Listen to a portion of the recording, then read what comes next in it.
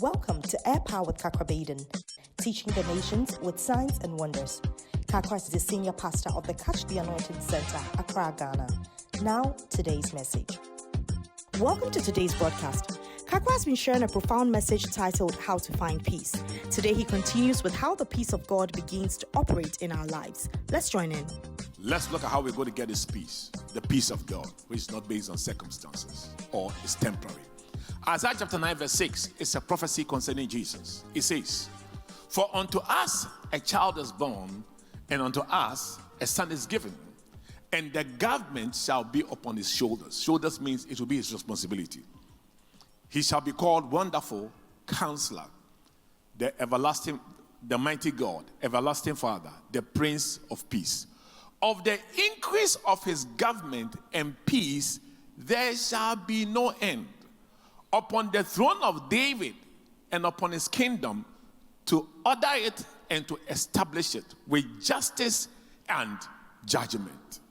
Here is a prophecy about Jesus.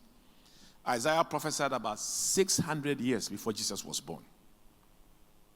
And he said, the government, in other words, when it comes to governing your life, it is supposed to be his responsibility, to be upon his shoulders.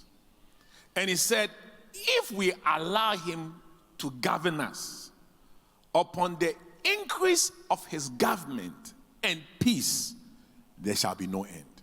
In other words, if he governs you, if he governs 20% of your life, you have 20% of peace.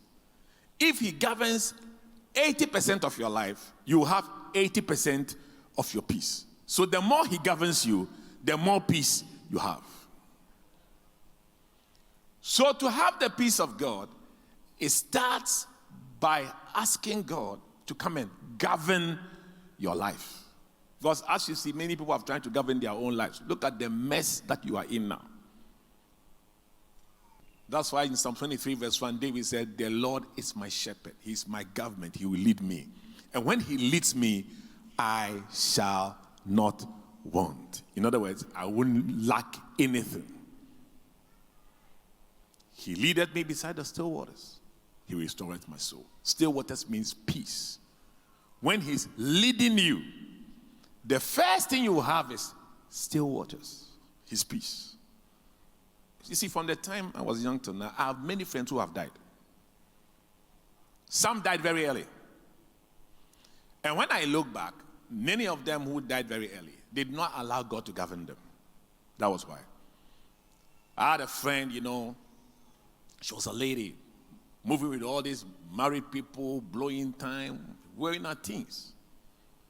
One day, she went to the beach, got drunk, and the sea took her away.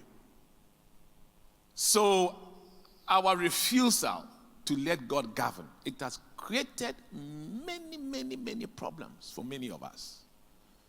In marriage, even sometimes the type of person you married and the type of problems that you have, it's because you not allow God to govern you. That's why.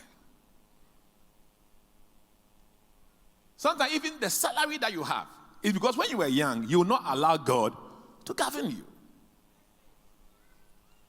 So it starts with releasing your life to Jesus, where you become born again.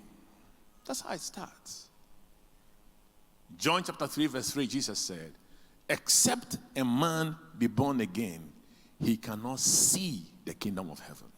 John chapter 3 verse 5, he says, "Except a man be born again, he cannot enter into the kingdom of heaven." So here he's talking about the fact that there is a kingdom with a king who has subjects that he governs.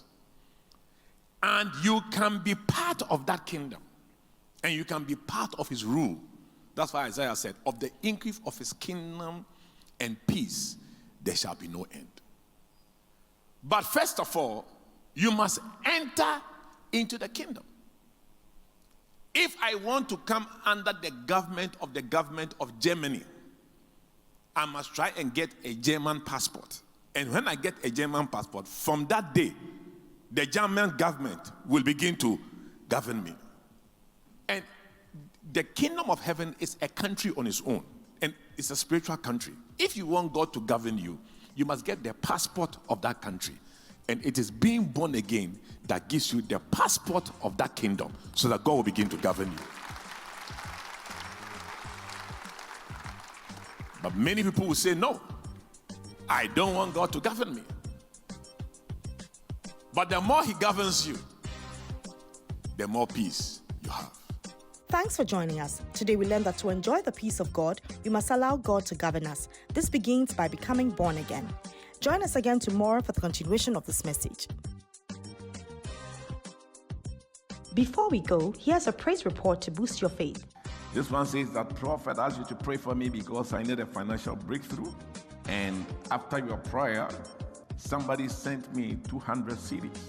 The next day, I received an email, and I also received 700 Ghana cedis in my Momo account with no trace of who sent it to me. This is indeed miracle money.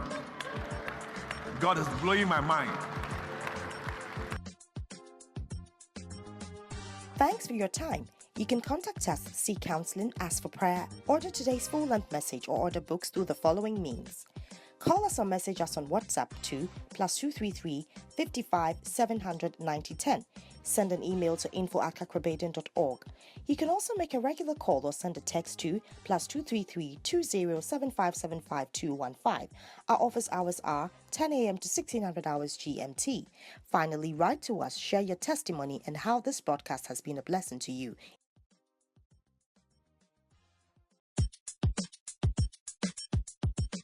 Are you in need of money? Is there something you want to buy or someone you have to pay? Then this revolutionary book, Cryptocurrency by Kakrabaden, is what you are looking for. It will unlock sources of money you have but don't know you possess. You're just a book away from turning your finances around. Order the book Cryptocurrency, How to Profit from Free Labor through the following means. Place your order on Facebook by posting Order Cryptocurrency in the comment section or message window.